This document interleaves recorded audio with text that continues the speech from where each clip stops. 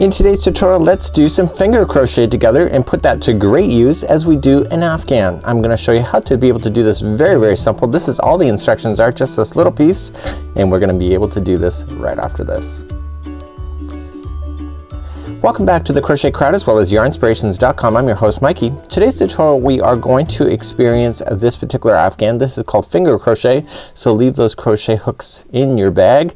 Do not pull those out because if you got fingers you are able to do this. So without further ado, let me show you how to do this. We're going to start off with a starting chain, and then everything else is just single crochets using your fingers going all the way across until you get to everything that you need. So we're going to be using two different colors today in this particular example. So there's 3 balls of each, and they are the Bernat blanket line. So whether you're choosing to do the baby blanket style or even just the decor style, it's really quite an awesome idea. So you use 2 balls at the same time. There's only 6 balls required for an afghan, and I'm going to show you how we do the chain next. Okay, so I have 2 strands here. So if you're using the pattern, you're just gonna have 2 strands. So if you want a solid color afghan, use the same color obviously. So I'm going to use blue and green. I know they don't really go together that great, but for tutorial on a white background, perfect. So let's start off with a slip knot first and point. Okay, so I'm gonna teach this like it's a beginner crocheter. So point is if you're gossiping across the table at somebody and you're talking about that person, point away and then take this hand and just rotate it around your finger twice. Okay, so just point around your finger twice. Now using your other 3 fingers here, just grab everything. So this is the back of my hand, this is the forward. Take the back loop and just move it up over top onto the other side of the finger like so, and then take the new back one and up and over like that. Okay, so real time, so just around your finger twice, back of my hand to the forward, the new back one up and over. So there is your slip knot. So because we're using our fingers, we have to be able to get these knots big enough that your fingers can fit in. So their pointer finger plus your thumb needs to fit into the gapping spaces just like this. Okay, so a child size version would be a lot tighter because their hands are smaller, and for me I got man hands, so my stitches would be a lot bigger. So this is very judgmental based on the size of your hands. Now the trick to doing this is that it takes a bit of practice, but it reminds me of somebody sitting on a couch popping that bubble wrap. It's kind of what it reminds me of, and you know, you just want to sit there and do something, but you don't necessarily want to crochet. So I'm gonna start off really loose, and I'm just going to use my pointer finger and thumb and just grab the yarn, and I have the yarn sitting in my hand like I would with normal crochet. So up and over the hand between the pinky and this finger, the ring finger. Okay, and I have that in there so it's stabilized, and so I'm just gonna grab with my pointer and my thumb and pull through. So I want to make sure that I'm leaving enough space so that I can fit my finger and thumb back through there. So just grab and pull, and I want to pull enough so I can continue to grab more and grab and pull. Now I found getting started for the very first time really quite cumbersome, but then what happens is that you find your rhythm and you find your own speed, and you just continue just to open it up, grab, pull through. So just open, pull like this. So I'm doing it relatively loose just for tutorial purposes today. So I just continue to go all the way down, and then if you're following the pattern you only have to do 41 of these, and going and it looks like just a regular chain but just exaggerated because your fingers are obviously bigger than a crochet hook, and just continue to go all the way. So once you get all the way to the other end, what do we need to do to go back the other direction? So every line going backward is now going to be single crochet.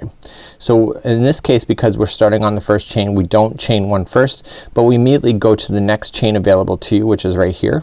Okay, so see how it's up there, and you slip your fingers through that chain and grab the yarn, pull through, and you leave on the first loop that you can see on my thumb here, and you just adjust, and then you grab the yarn and pull through both. That is a single crochet. So then I move to the next chain that's available to you, which is right here. Okay, do you see how this is already occupied? So you come into the next chain, so just squeeze your fingers through and through, pull through, just the one set of loops only. So now you have 2 left on your fingers, yarn over and pull through. not yarn over, just grab and pull. Sorry, I'm thinking I've got a hook in my hand and I don't. So just come to the next chain, it's right here. So your tension really matters. So if you have a really tight starting chain, it's hard to get your fingers through. You just pull through, you got 2 on your hands, just grab and pull through. And we're gonna continue all the way down the chain in the same fashion, going all the way down. Just take your time. It takes a bit of getting used to, but it's actually kind of a cool effect, and you can leave your hook out. It really, if you like to fiddle on the couch or do something with your hands, this is a great opportunity to kind of just release the crochet hook for a little bit.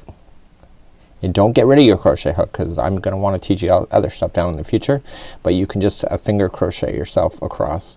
So again, your tension makes a huge difference on this. So if I were you and you were me, I would actually consider doing a practice sample first and then rip it out and then go for the main example if you're going for this afghan. Okay, so just continue to go all the way down your line, and I'll show you how to turn around and go back in the other direction. So I'm coming up all the way to the end. I only have 1 loop left, and this is it. So this is my ending. So okay, so now we're gonna turn our work and go back in the other direction. So let's carry on number 2. So we're just gonna start up by chaining 1 first.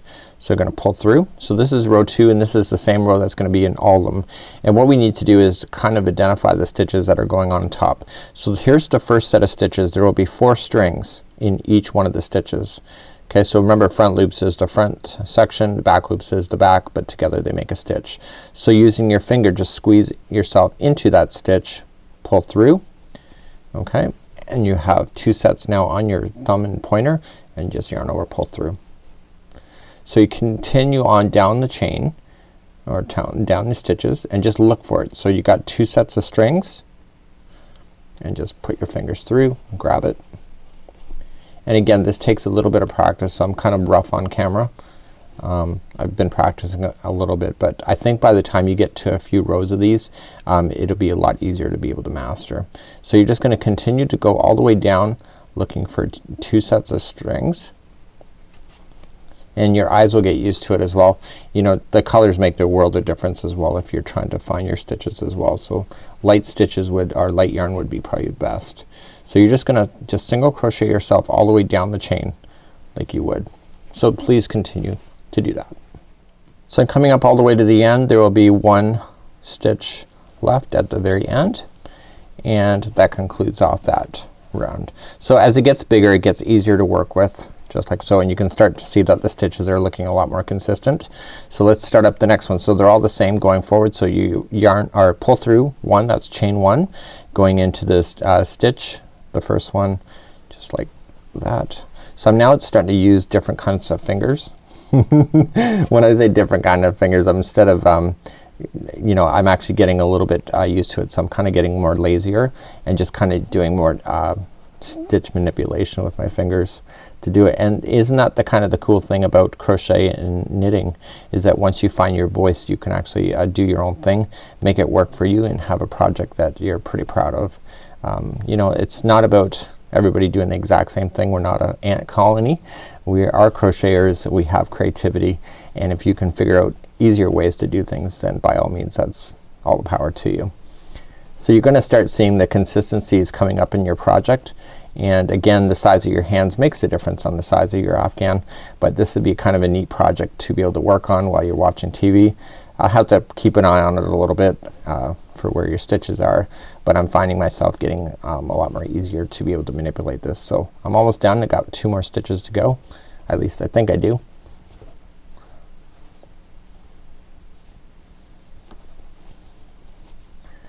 Like so. So I got 1 more stitch to go. Do you see how it's kind of not finished? So I just want to make sure I get that final one in. So, and then just grab and pull through. So that's kind of like the 3rd row. Let's see, like that. So you can really kind of see it starting to come together, and this is how you would do finger crochet. I know it's a little bit crude as far as like it's not as consistent, but you know what, things in life are never meant to be perfect, but you know, a little bit of practice and you can be able to manipulate the yarn to do whatever you need it to do. So until next time, Mikey on behalf of Yarn Inspirations as well as the crochetcrowd.com, enjoy finger crochet, and I'd love to see your blankets online, and please be able to post those as well for us to be able to gawk at your creativity. Till next time, Mikey on behalf of the crochetcrowd.com. We'll see you.